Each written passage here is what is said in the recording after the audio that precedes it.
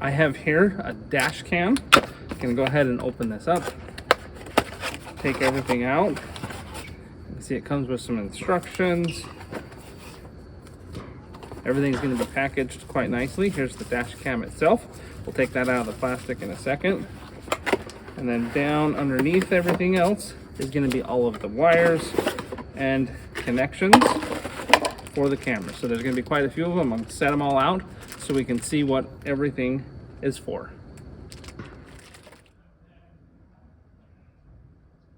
Okay, so this comes with two cables. One's a power cable, one's a data cable.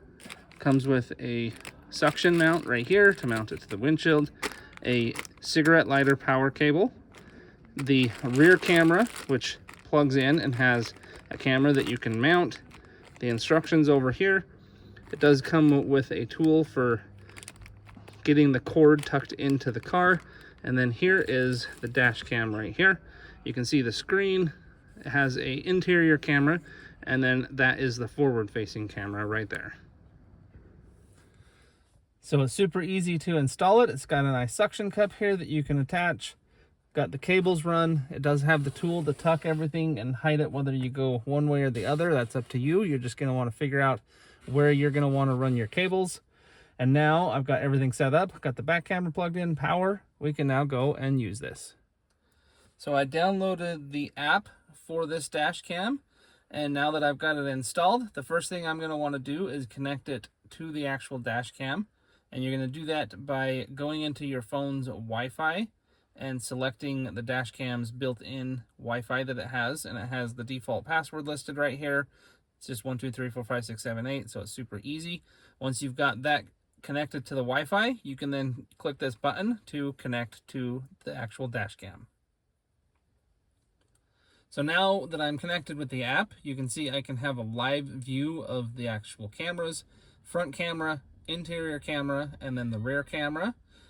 So you can see I can hold my hand up in front of the interior camera and it's going to be immediately shown on the app.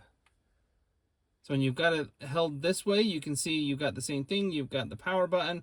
It's showing you live connection, also showing all three of the cameras there.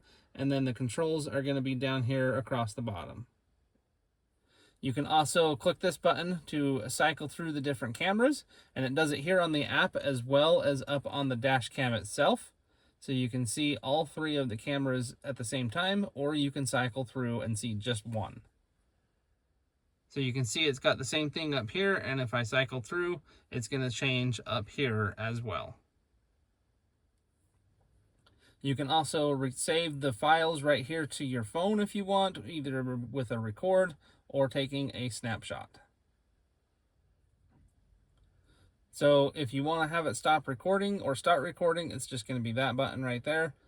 And then in order to change any of the settings or view the actual files on the card, you do need to stop the recording before you can do that.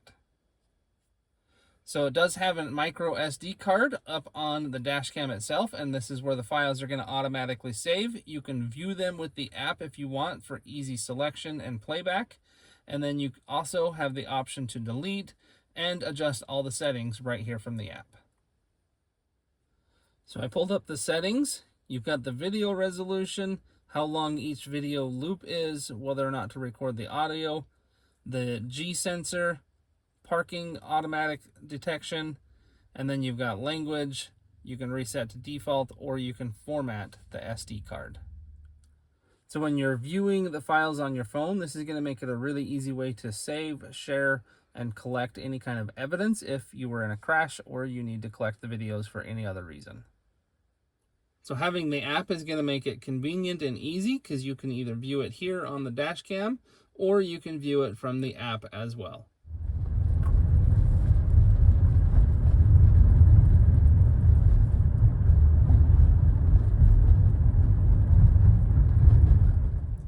So this dash cam is super nice. It was easy to install. You just got to run the cables, hook everything up. And then once you download the app, it's going to be super convenient and easy to view any of the saved files in the saved videos, adjust all the settings. And it's going to be convenient for if you're in an accident, you don't have to grab the SD card. You can just download or save it directly to your phone using the app.